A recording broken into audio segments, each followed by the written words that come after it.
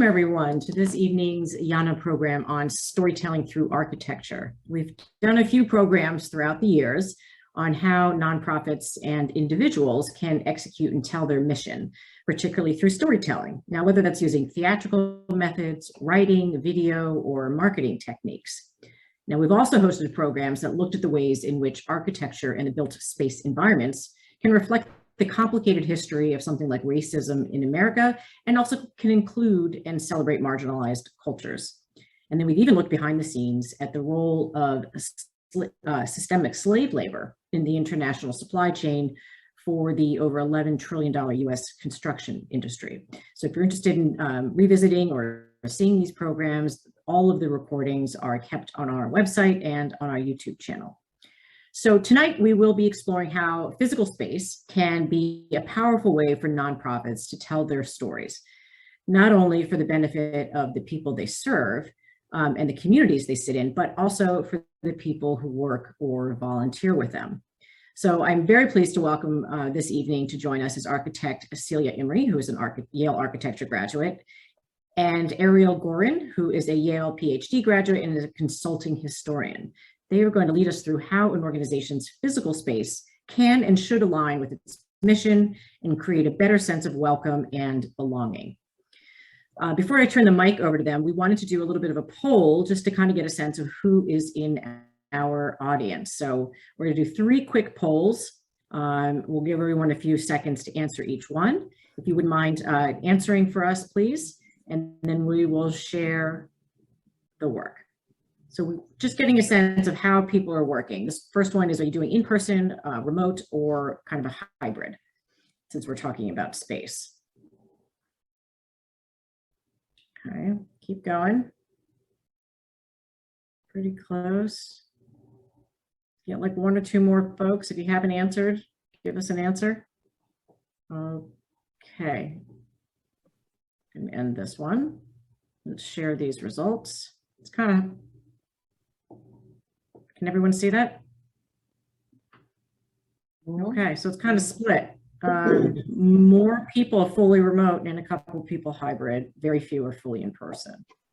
Okay, let's try the next one. I guess for those who are in spaces or where you otherwise might be working, let's get a sense of what your organization space might be. Is that leased office space? Are you working from home? Does your organization own a building? Or are you in some kind of like shared workspace? Or even in the field? Obviously, nonprofits could be out in the field. A lot of people working from home and a few at their organization's building. Okay, let me end the poll, share the result. Okay, one last quick question. This has to do with how and where you serve your constituents. How are you doing that? Let's say how you're doing that now. What's your primary way of serving your constituents? And this could be public, this could be individual clients, whatever it may be. It's kind of a mix. Interesting. Oh, good. Thank you, everyone, for answering. A couple more. I've got 35 people logged in and 23 answers. If you haven't answered, give us a quick answer. Oh, we're in. Okay, I'm going to end that. Okay, so people are delivering services both in their offices and remotely with a smattering of some other spaces. Okay, I hope that helps Celia and Arielle get a sense of kind of who's sitting in the audience right now. So I will, without further ado, hand over the mic to you. Feel free to share your screen and I will put myself on mute.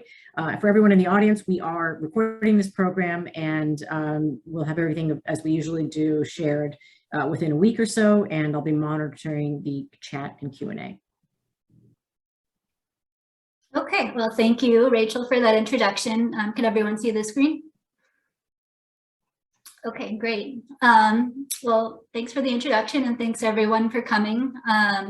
Today we'll be talking about telling your story through architecture. So through offices, meeting rooms, gathering spaces, other aspects of your built environment. I'm Arielle Gorin. I'm here with Celia Imrey. There's just a little bit about us. Celia is a principal of Imrey Studio. I'm a senior consultant with Saybrook Partners. And just an overview of what we'll be talking about. We'll first talk about the connection between space and engagement, which is really a link that's at the heart of what we're talking about today. We'll talk about why storytelling. So what is storytelling and why it can be a powerful tool for your organization. Why storytelling through physical space. And then in the section we've titled Make the Most of What You Have, we'll be getting into the kind of the nitty gritty how-to of how you can go about transforming your space to reflect your story. And then finally, we'll take any questions you all might have. So over to you, Celia. Thanks, Rachel, very much for having us tonight. I think I'm just gonna dive right in here because basically, unless your entire operation is remote, your team and your public are either working in or served by physical spaces, or they're both your team and your public are being served by physical spaces. And we all know that nonprofits need their teams to understand their story and their goals. We know that we want our public to engage in our missions. And we're here to we believe, and we're going to hopefully try to convince you that your spaces are a key location for making exactly those connections. In space, you can expand and improve stakeholder access. You can evoke desired emotions and engagement with your mission. You can create a sense of belonging. And well, how do you do that? Next slide. Well, we have a secret sauce. We've learned how to do it with feeling. And we're not the only ones. Danny Meyer, who I respect so tremendously, the hospitality guru, has basically summed it up. Business, like life, is all about how you make people feel. It's that simple and it's that hard. And I'm going to add in that it's not just about how you make people, but it's how you make people feel over time. And I'm going to quote Tim McHenry, who's the programming director at the Rubin Museum of Art, also a guru in his own right. I'm a big fan of durational experiences and the development of emotional engagement over time. And this is critical because how people feel in your spaces will dramatically affect how they use those spaces and how they feel about you. And because you have a team who works for you on a regular basis, or you've got constituency that you serve regularly, you have opportunities to make those types of relationships durational. Back to you, Arielle. Okay.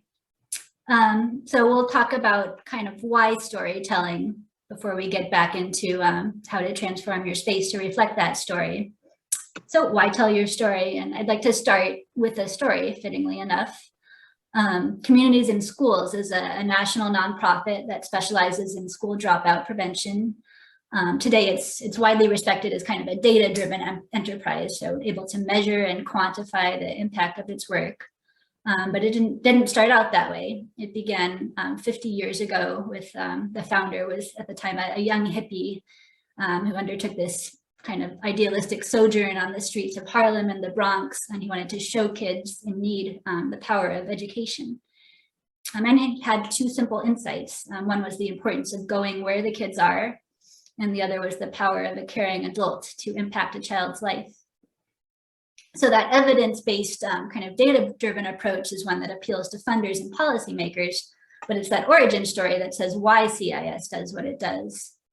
And it's that larger story of kind of continuity and change. So how CIS became about excellence while maintaining that original compassion that really defines CIS to its stakeholders, both inside and outside the organization. So take a moment and think about what is your nonprofit story? And by that we mean not necessarily the story that goes on your About Us page on your website, but one that really, like CIS's story, explains kind of who you are, where you've been, what you've learned along the way, and how all that really shapes the values you hold, the mission you embrace, and the social impact you deliver. And it's that kind of story, one that's really kind of compelling, authentic, and above all true, that can help you engage donors and other stakeholders in a common goal for the common good.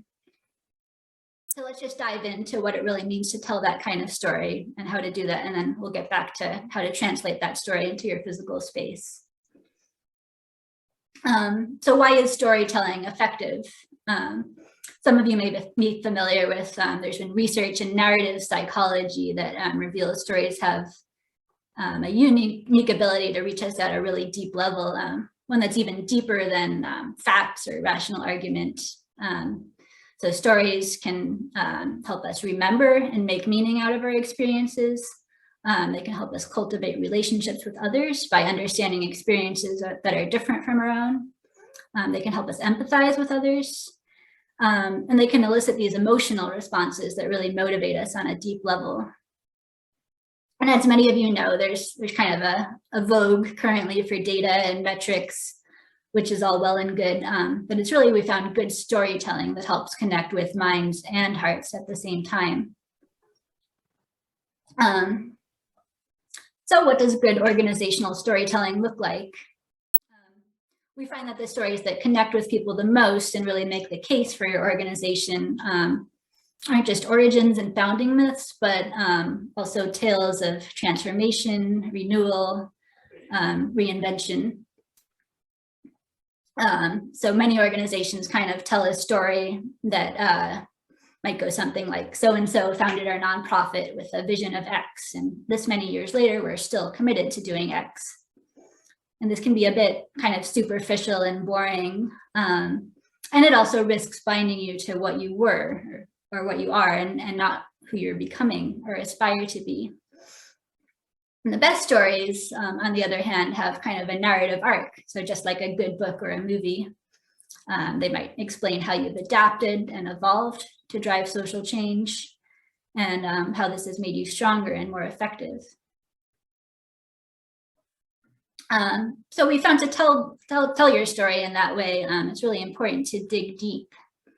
And that means digging into dynamic personalities in the story, challenges you faced and overcome, so context, the changing world around you, and of course the people or communities that you've impacted.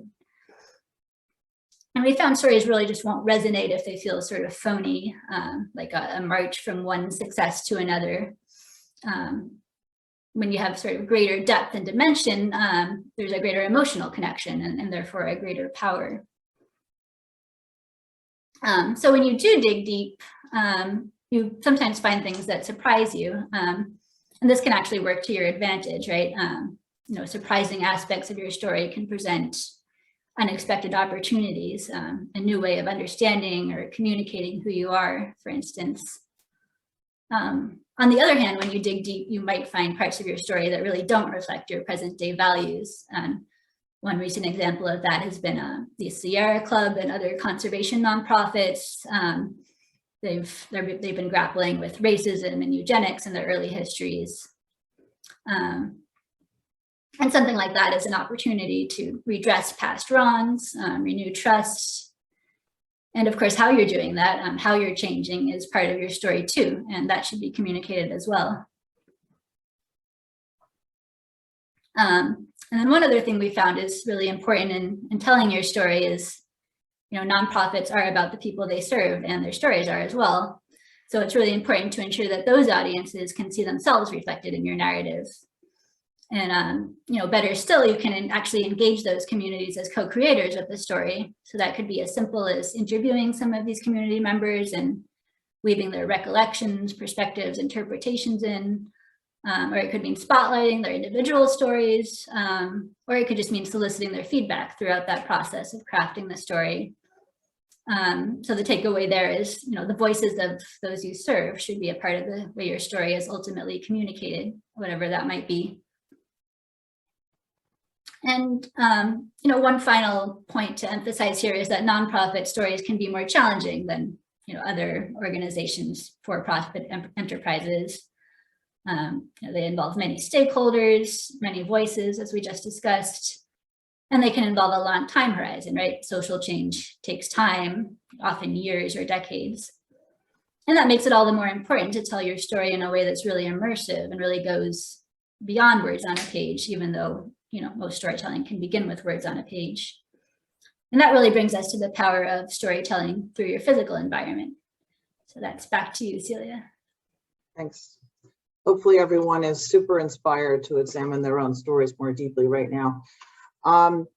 So we know pretty well that retailers have figured out for a long time how to use their physical spaces to tell their stories. I'm going to use REI as an example and just walk you through. So REI, if you look on the left, the logo, which has the mountains in the background. So the idea of the destination is within the logo of the organization. And the buildings are a kind of industrial style, a little bit no nonsense. And you find inside the same kind of imagery, the mountains in the distance, this destination, and this no nonsense approach. And the message is very clear, which is buy our practical, no nonsense equipment and go realize your dreams outside. And that's great, but what about nonprofits? They're not selling anything. Next slide. Nonprofits sell ideas, not things. And in fact, many nonprofits provide services that don't even involve a physical space. And we know that a bunch of you are not even working in a physical office space or a space that the public sees on a regular basis.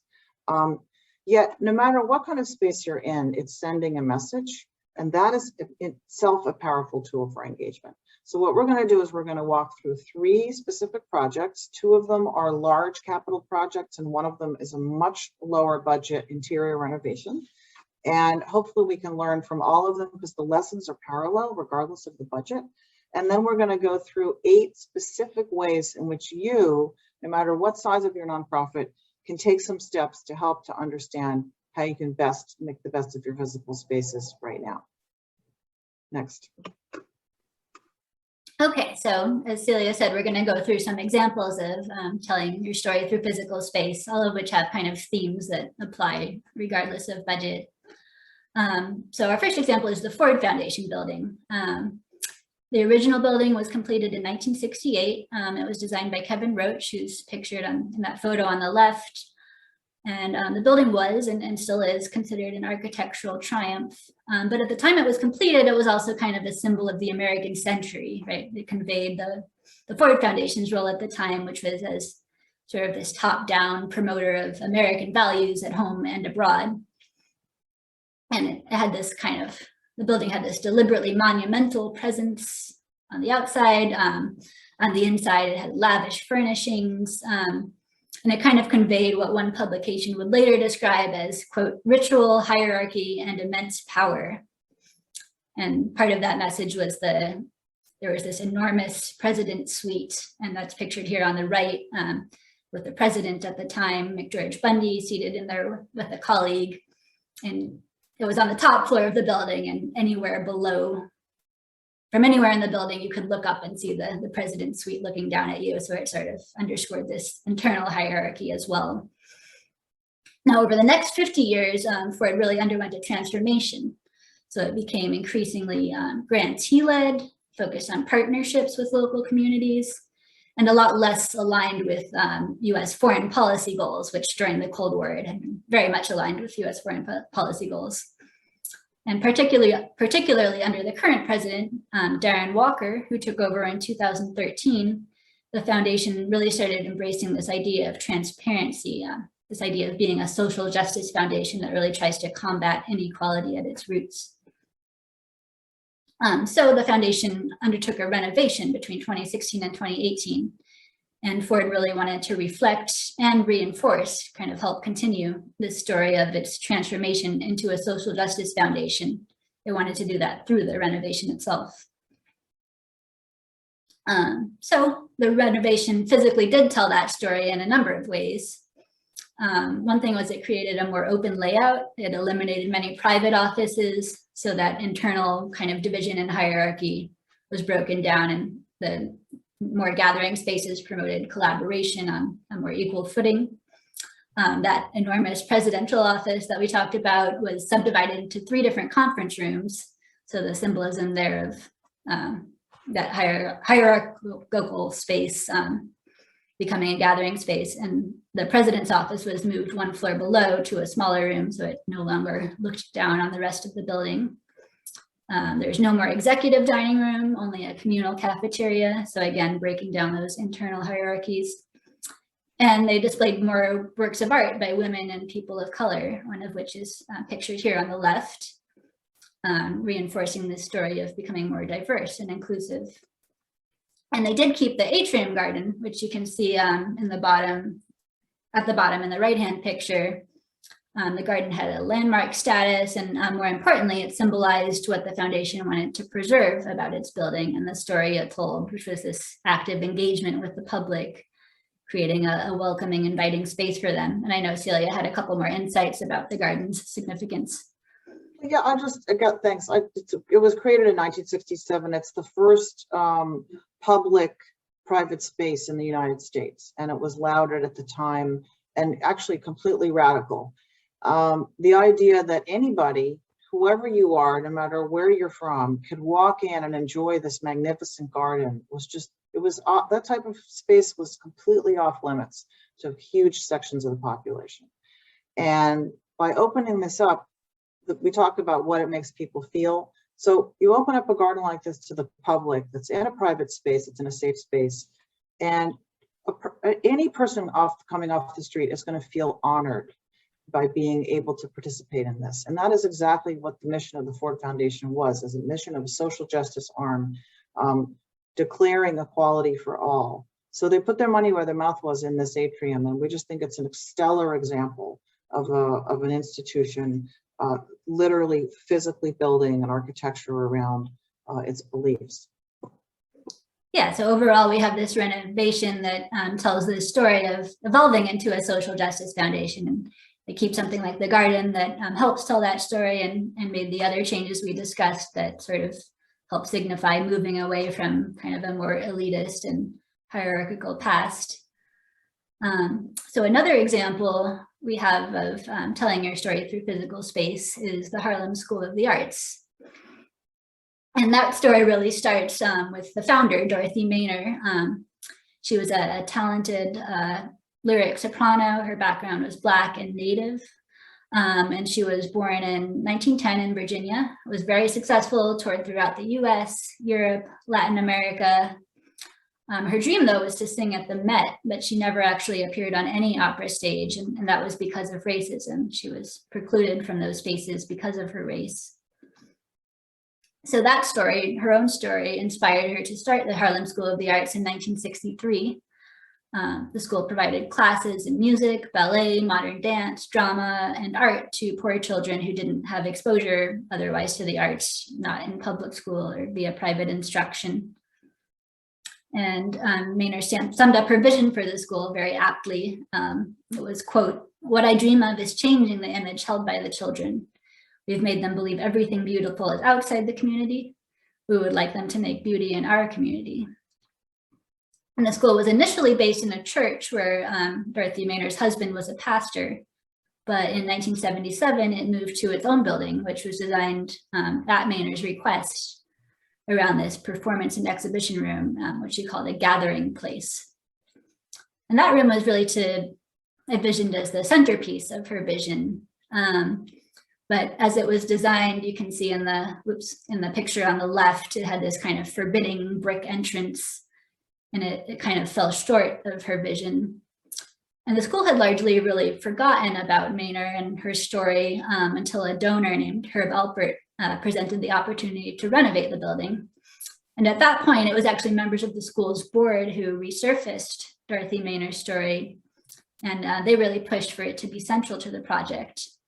And the lead architect for that project was Celia. So I'll hand it back to her to talk about what they did. Just so easy to talk about your own work in these kinds of situations. Thank you, Arielle. So yeah, when I came to the project, the board and the executive director, Eric Pryor, had come to realize that Maynor's founding mission was not getting conveyed at the building. you could see this is an over 200 foot long all brick facade with no windows. What looks like an entrance there on the left-hand side, that's actually where they piled up the garbage and let it slide down the ramp to the street. I mean, it was really, you couldn't find the entrance. And so the first thing that we did when we came on board and Herb Alpert approved was to transform that. And the question is, what we're going to ask you guys to think about over and over, what are people meant to be feeling when they see this new facade? What are they meant to be experiencing? What's the emotional reaction we want people to have? Can you go to the next slide?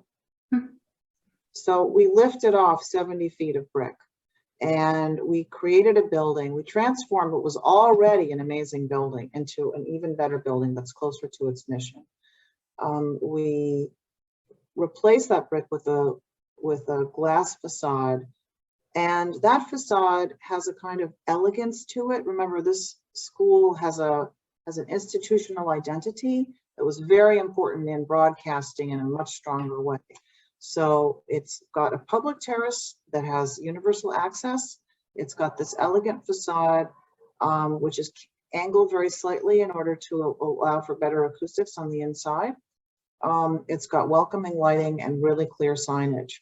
And I have a wonderful team of mostly women and minority sub-consultants. Eric Daniels was my architect of record. I want to give a shout out to him. And we basically transformed this building to make it into a public community center, as opposed to a building that no one actually was sure what was going on behind that brick wall. Next. Yeah, so our third and final example of telling your story through physical space is that of an organization called School Year Abroad. And as Celia mentioned earlier, this is a bit of a lower budget project, although a lot of the same themes and concepts from the others we've discussed apply here. So the story of School Year Abroad, it was launched with an inaugural class of 1965. And it was really the brainchild of a Spanish teacher at Phillips Andover who wanted to provide his students with a truly immersive experience. So he brought them to study in Barcelona. And then the program then expanded over the years to include, in addition to Spain, it added locations in France, Italy, and China. And it also became more inclusive. So that original inaugural class, they actually called it Schoolboys Abroad because it was all male. And of course, Phillips Andover at the time was also all male. And the organization now includes students of all genders. But what's remained really consistent is that core vision of really immersing students in a community, making them part of that community to promote intercultural connection. Yeah, so I was asked to help out to design when they were moving schools for their Spain location. There's 60 students ages 16 to 18. And the experience of being on School Year Abroad is tremendously challenging. There are many, many lonely moments. It's also an opportunity to discover your individuality. It's a great time of maturity. I know because I did it. I'm an alum. And so I kind of knew how I wanted the space to feel because I knew what I would want it to feel like if I were there. And so one of the things that we did is I focused on the idea of the student feeling safe and also able to express themselves, express their budding and growing individuality. Safety, why? Because the students are learning a foreign language, living with strangers, and having the school be a place that they can come to as a kind of home base that allows them to just be who they are was tremendously important. Now remember, this is not like the Harlem School of the Arts or Ford Foundation, which have large institutional architectural identity. This is a school where the students make the school every year. It's a very malleable place, and they're creating their own experiences within their communities and their families. So this school place needs to be just a catch-all. So what we've done is we created a central multi-purpose space with flanking offices and classrooms. And if you'll notice the chairs, there's different kinds of seating and seating arrangements to accommodate that very lightly, different ways of gathering, different ways of being in the space. And then another thing that's quite notable is that the lockers, if you see around the edges there, they're kind of individualized, so they're identifiable easily by the student that has that locker, but they're also flanking the main gathering space. And what that means is, because school year abroad pretty much always has a few students that may be struggling at a certain point in their time, and they may be internalizing that. And having a locker in a kind of in a public space like that allows faculty and peers to provide passive supervision. And this is something in educational architecture that's tremendously important, is that sense of safety and the sense of community and people safeguarding over each other. Next. Okay. So now we're going to roll up our sleeves and go into this a little bit. And, you know, Arielle and I would love to be, you know, hired by you to do fantastic projects with you, but that's not why we put this webinar together. We put this webinar together because we know that you shouldn't be waiting for your architect to tell you how you should be feeling in your spaces. You should be thinking about this yourselves. And you know, for an architect to figure out what people should be doing in your spaces, or for Saybrook to be helping you define your story, we're going to have to read your mission. And you know your mission. In fact, you may have been the one to author your mission. So you have the opportunity to look at those things, look at the stories, and look at your spaces, and actually start to make some of your own decisions about whether they're operating for you. So we're going to go through 8 specific ways that you can make the most out of the spaces that you have now. And we're not assuming these are offices, but they could easily be offices. And so these are your takeaways. And we're going to start with another quote from the great Danny Meyer. I've learned how crucially important it is to put hospitality to work first for the people who work for me, and subsequently for all the other people and stakeholders who are in any way affected by our business. It's the foundation of every business decision and every success we've had. So your team is a critically important piece of your physical spaces, how they are going to interact and how efficient they are. And I would say it would start by making your work environment priorities your priorities, and accommodating their needs, promoting interaction and connection to your mission and your story. How does that happen? Now, at School Year Abroad, briefly, we had a problem. And the problem was that we had to have all the administrative staff up at the front, right by the entrance. And the secretary to the director, who's pictured here with the director, needed to double as the meter greeter, which meant that her desk and area needed to be low and welcoming. However, right next to her, back behind her, is the COO and the accountant. And those people need much more privacy. On the other hand, the last person down at the end of the desk needs to be able to interact with the students when they're in that gathering space. So we ended up creating this kind of up, down, down, up, down desk to accommodate that. But what it does is it allows people to either be more public at the low space, more private at the high space, and move around the back of that space and be able to fluidly use that in a positive way. So number 1, your team. Next. Your visitors. Okay, after your staff, we consider that your visitors are the next most important group to consider. What perceptions of your organization do they have upon entering and using your spaces?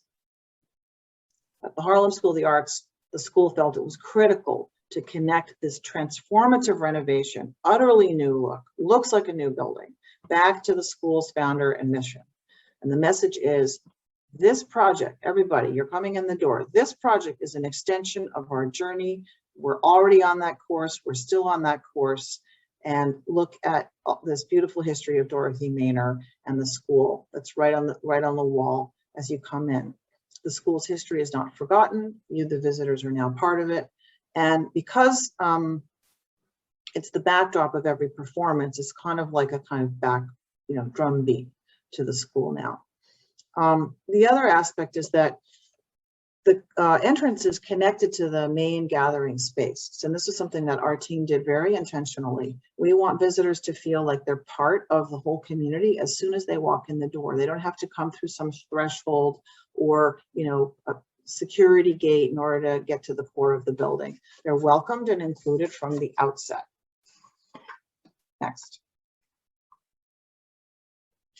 Okay, your public. So obviously, if you serve a public, you're going to be considering the types of spaces that the needs are for that public. And we're going to also suggest that what you can also do with those spaces is use those spaces to enhance messaging around your mission, as well as the function of what it is. In the case of Harlem School of the Arts, again, you know, we see that brightly lit open auditorium. It's open to the street. And this is a multi-performing space. It has acoustical baffles. It's got a AV booth. It connects to the public outside. It's a performance space. It's a gathering place. It connects to the garden inside, to the activities on the balcony. Time of day is always known.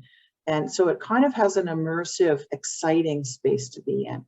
And that whole idea of being in a school, learning the arts, and being able to experiment and the sky's the limit and try anything. We really wanted that feeling of kind of excitement and a lot of things going on in an elegant way, but still that's the kind of space we wanted people to feel comfortable in, because they're constantly exploring and trying new things in this particular institution.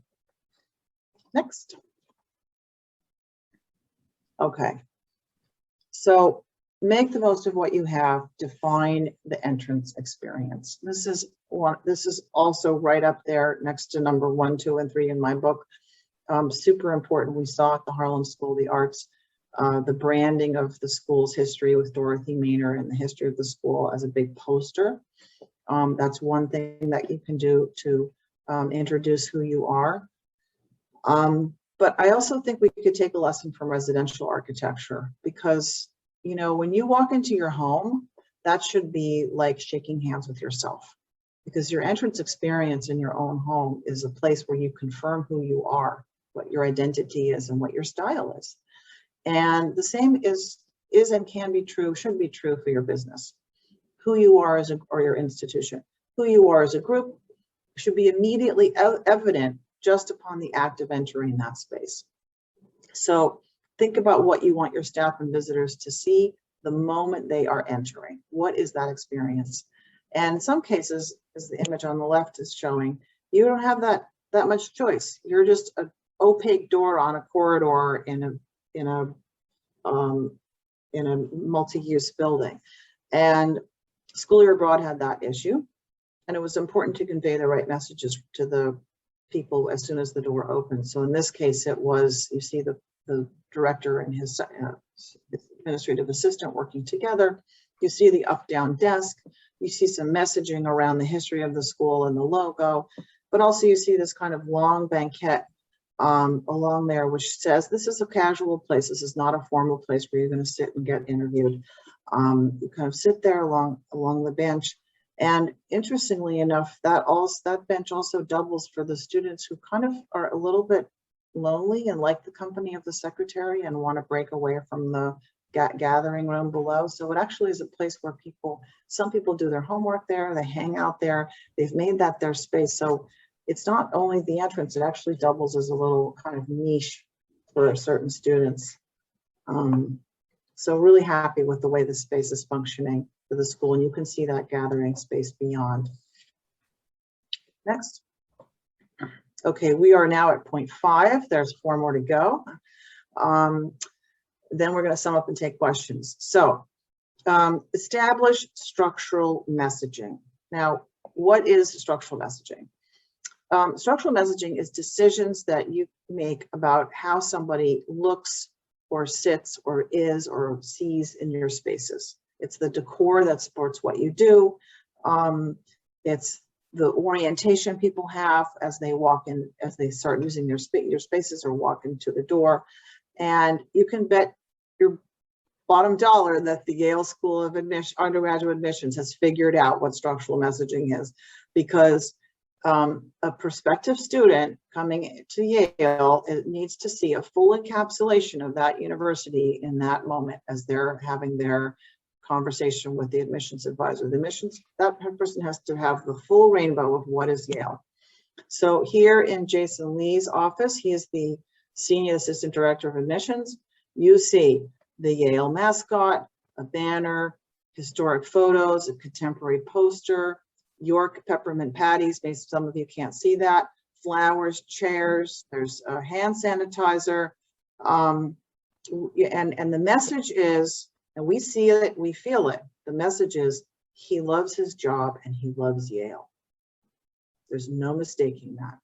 And so the message to you is you could too. You can have all this great stuff.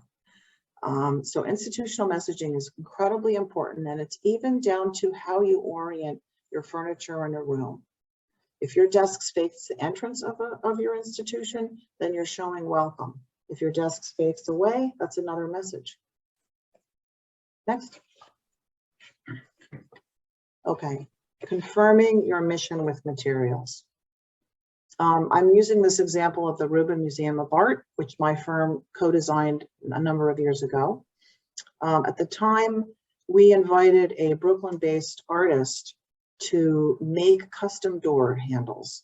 So that person is holding, well, they actually are holding the door frame, but imagine they're holding the handle of the Rubin Museum of Art entrance. And the handles are made of cast bronze, which is the exact same material and process of many of the sculptures inside the collection. So why does that matter? Because this is a kind of boutique museum, and high-touch surfaces like countertops and door handles amplify your story, help to amplify your story. So in the case of the Rubin, every single visitor is touching a piece of the collection as they come in. They're honored on that level. There's something special going on inside. And that's the message that the handle is giving. So high touch surfaces are really important. Now, I'm going to break out here, Arielle. Let's say that you are Exalt Youth. That's a nonprofit that helps youth ages 15 to 19 who are involved in the criminal justice system in New York City. You're just a bunch of offices and desks, and there's some conference rooms. That's all you actually are. So how would you take on this idea of making the best with your materials? I would answer, for me, I would actually pick the chairs that the youth are sitting in, because I would want to figure out, how do I want my clients to feel? And to answer that, I would say that I would like to have honesty and commitment to cooperating with my team as a paramount criteria for my clients. To succeed in this difficult process, they have to trust us and kind of do what we tell them. So I would turn to the seating, because if they're in a waiting room or a meeting with us, and they're sitting in a high quality, comfortable chair where we've given them our respect and honored them and told them that they are important and are sitting in a good quality chair, then hopefully they would give that to us in return. They're going to give us their trust and their commitment in return. So if you're looking for trust and commitment in a person that's visiting you, give it to them first. Next. Views. This is such a great project. This Ford Foundation, it's amazing. The human gaze wants to rest on the furthest distance. That's one of the reasons that sunsets and panoramic mountain views are so satisfying. And the question would be for you to ask yourselves, do you have spaces where you can see really far away, or something interesting close up? What about the front door? Orienting things toward views is a way of animating and making the most of spaces that you have. And in the case of the Ford Foundation, they had already public hallways and offices flanking this beautiful garden, and the renovation really increased the number of public spaces that can access this. Next. Oops. Last but not least, if there's any way you want to set a mood in your spaces, it's going to be with light, light color and light levels. So next time you're in your spaces, take a look at the lighting. Is it bright enough? Are some walls dark and underlit? Is the color temperature suitable for the activities? Does glare affect your ability to work on your computer? Light is one of the most impactful places we have in our spaces. Natural light, window treatments, and artificial light are a kind of trio that we can use to set a mood. And the wrong lighting conditions can cause anxiety and stress, not to mention inefficiency. So once again, another example, this is the last one. This is a project that my firm did a few years ago in Massachusetts. It's the Edgartown Public Library in a former whaling town. And the lantern-like clear stories do evoke kind of imagery of lighthouses. But more importantly, it's conveying a message. This is a stable and serene place. This library is a stable and serene place. And so in this case, we wanted a very warm, very gentle, very soft, even glow over the building to convey that message to the public for that institution. So I guess that's it for the architecture part. Why don't you wrap up? Yeah, so I'll just offer a few closing thoughts to kind of sum up and recap what we've talked about today. One is that to tell your story, you do first need to understand it, right, in all its fullness. And the best stories aren't static. They reflect that narrative arc that we talked about, change over time, the way your nonprofit has evolved and adapted. And they also acknowledge complexity, nuance, and even mistakes. And all that is really what makes your story resonate and ring true. And it helps it connect with people inside and outside your organization. And again, nonprofit stories can really be particularly difficult to tell. And it's for that reason that good storytelling is a really powerful tool for those organizations. And it's for that same reason that it's a really powerful way. Telling your story through physical space is a really powerful way to drive that story home and kind of make it continuing and immersive. Now, one final thing to think about when you're doing all this is really whose story this is and whose voices are being included, right? Is it only voices at the top, or does it include the stories of the people you've helped and kind of the everyday people who keep your organization running? Now, it's not necessarily bad to focus on voices at the top, especially in the case of kind of a charismatic, compelling founder or leader like Dorothy Maynor, one whose story really embodies the mission and vision of the organization. But we found the most powerful nonprofit stories really include those grassroots voices and those impact stories as well. So that brings us again to a final point. Within your organization, that process of understanding your story and that process of telling it through your space, those should both be a really collective enterprise. So your team and those you serve, in other words, should be included and invested in that process. So their voices and perspectives should be part of that story, and their input and experiences should really matter as you transform your space to reflect that story. And the message, in other words, is that this is our story and our space. And with that, we will go ahead and take your questions. Thank you, Arielle and Celia. Do you want to keep your screens up? Or are you okay to? Well, I want to just mention the last screen. Sure. The National Museum of the American Indian, the museum screen, the Q&A screen. Yes. So I just want to briefly say this is one of the examples of honoring your public, where we had the rest of the galleries are all carpeted, which is a big risk in museums. You usually don't do that, but we had these very large museum school groups that would be coming through, sometimes as many as 30, 40 at a time. And we set up the introductory gallery with art on only one wall. So it was very easy for the teacher to come in and orient and get everyone sitting down. And it's all kind of, it's within the kind of structural messaging, point number 7 or 8, whichever one. Anyway, I wanted to share that important project from the National Museum of American Indian. Thanks. And we'll just leave up our contact info for a moment, and then I can end screen sharing. This is how you get a hold of us. And while you're there, what's that shot on the left? Yes, so that's a project from my from my firm.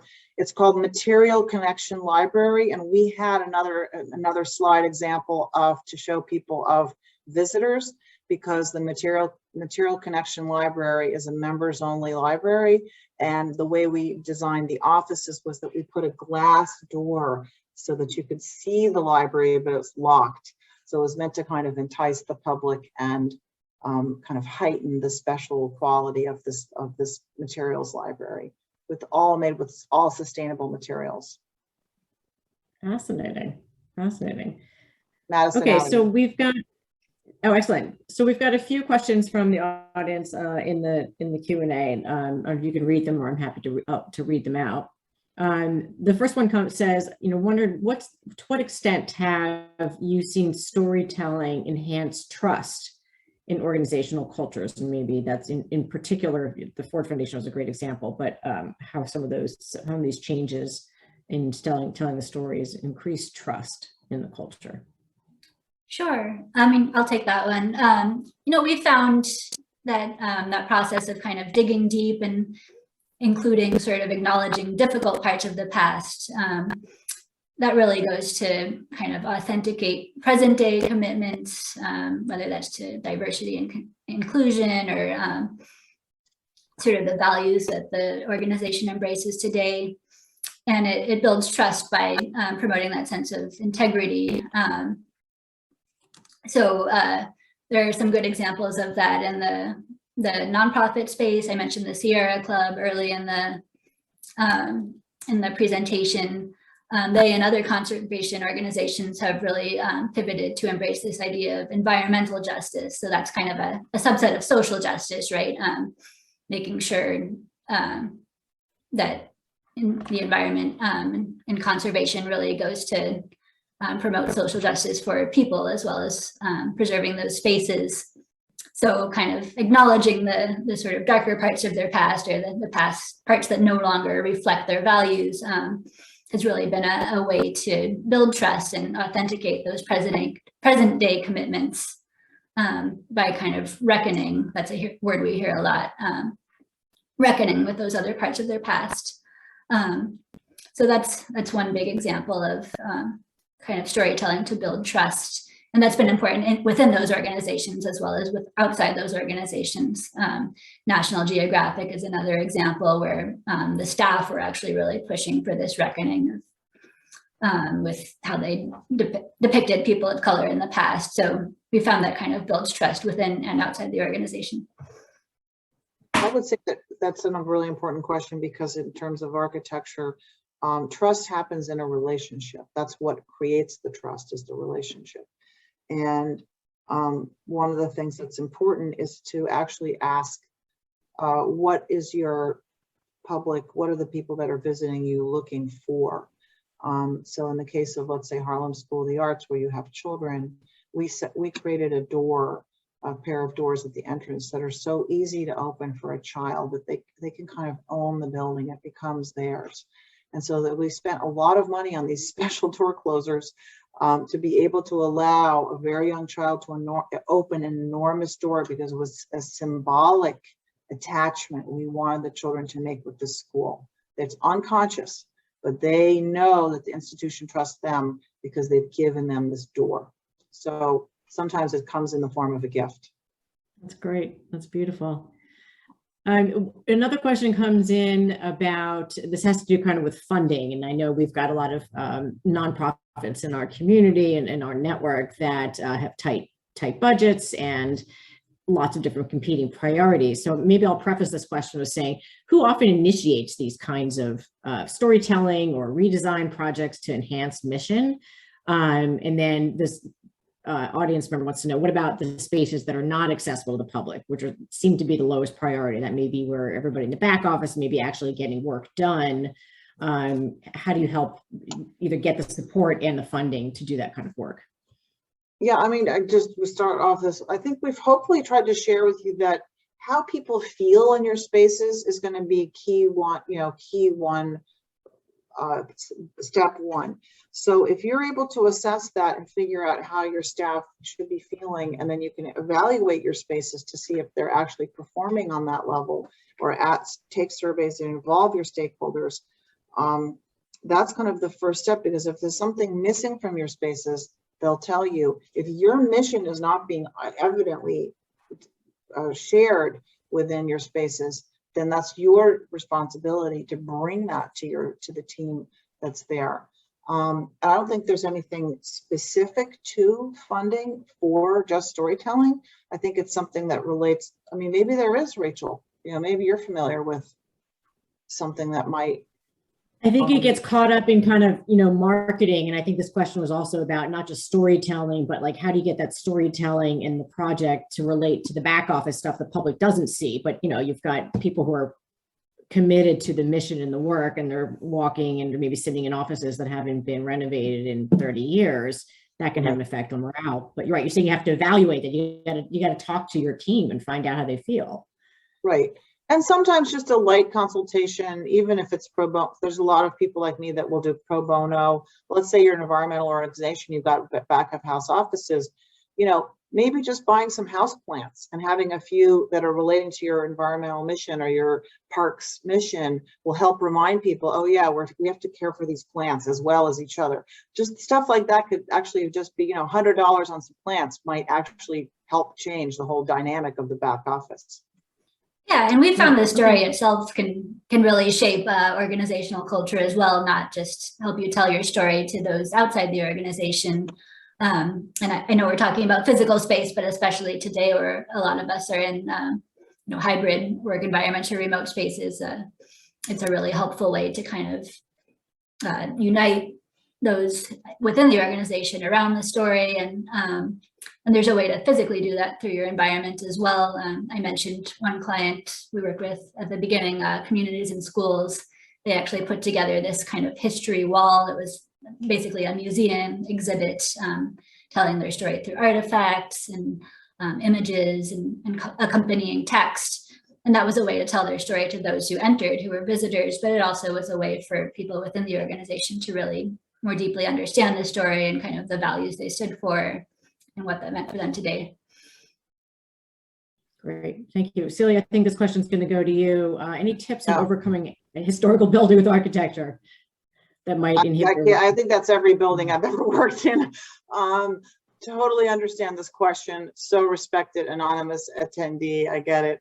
The issue with historical structures, my advice is that you kind of go with the flow and a little bit understand what that space was originally. And if it's, let me come visit your space.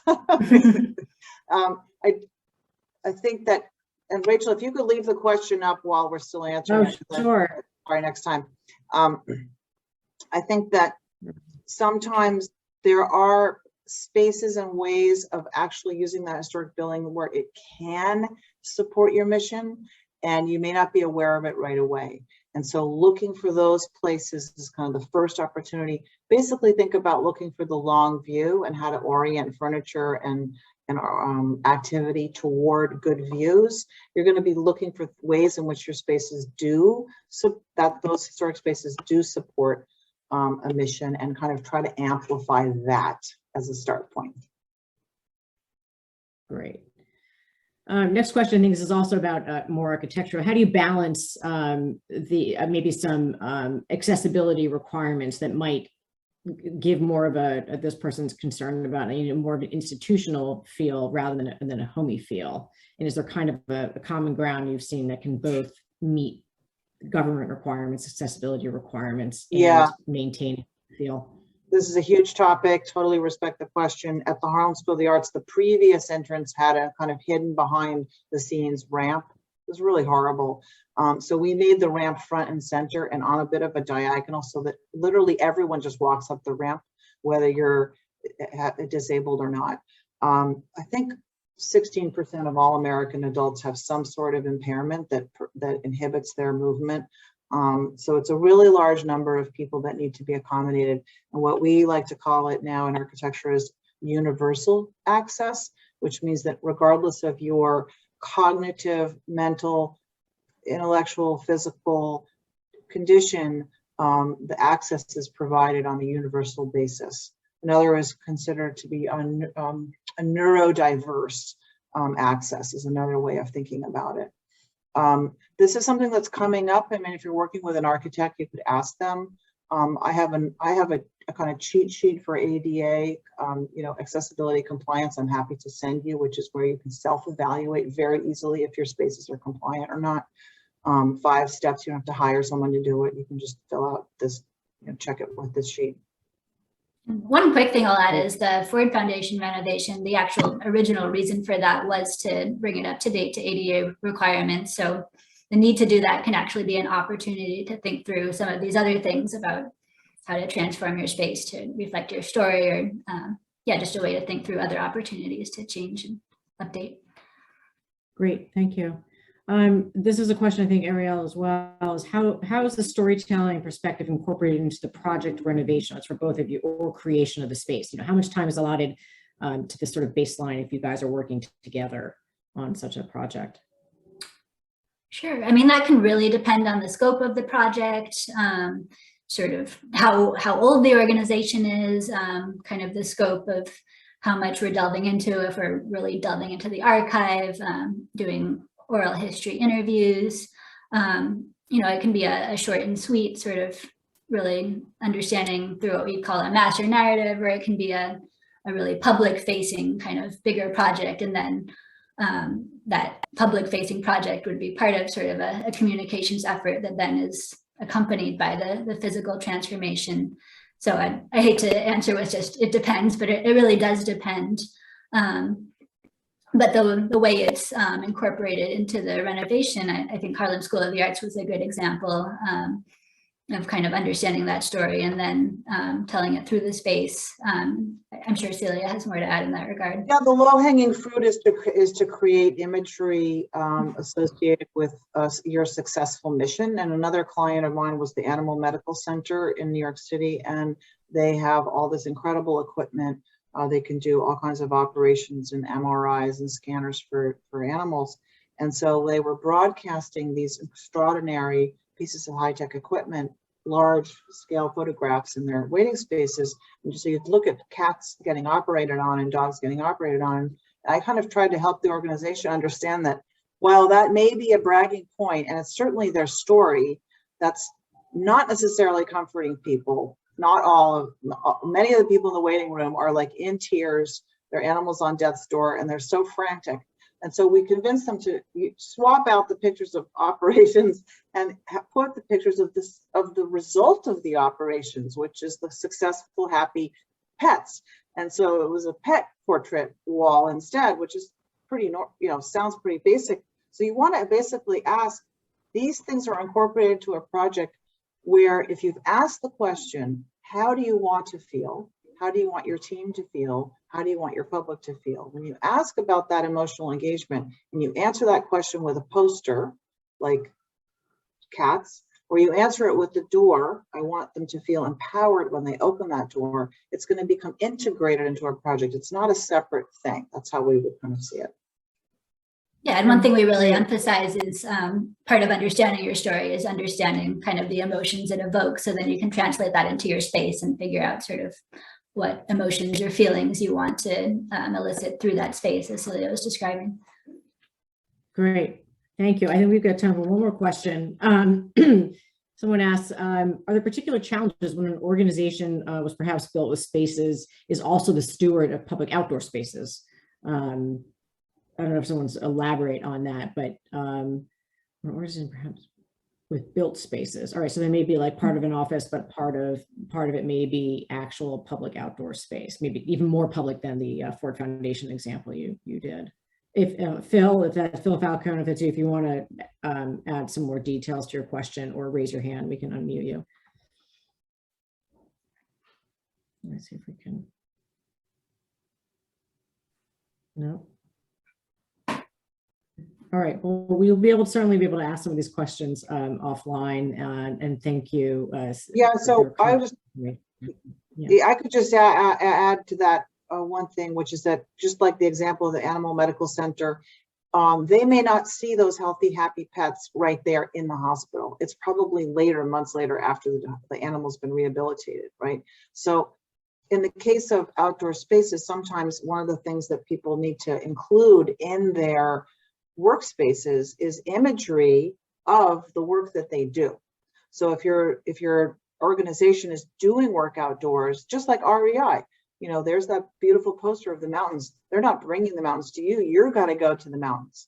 So I think that that's, you know, maybe an example of being able to use the way that you've supported the outdoor spaces. And then that would be not just a picture of the space itself, but a picture of people, happy people using the spaces, showing how those spaces are being used, why it's an important project that you're the steward of. Beautiful. Well, we're at the end of our time here. I want to say very much, thank you so much, Celia and Arielle, for sharing your expertise and your stories and some themes that hopefully many of us can continue to work with. And I love the ideas, even if you're not in a physical space, this is a great time to bond with and get to know, really talk with your team and your constituents to the extent you can, to start, you know, making sure you have an idea, what is your story that you would tell. And for those of you who do have access to space that is safe, and you have some ability to make some changes, I hope you picked up some great ideas from here. So thank you again. We will share this video and have it saved. And if there are any other resources, we'll share those as well. So Celia and Arielle, something like your ADA form, or if there are any other you know, links and things, we'll share that as well. And for those in the audience, feel free to share back with us if you have any particular examples or questions or resources you would love to share with the rest of the group. So I presume these slides, are they going to be available for sharing, Celia and Arielle? Yeah, sure. Yep. So we'll share the slide deck, and obviously we've captured it in the video, so you'll always be able to go back and watch and pause whenever you want.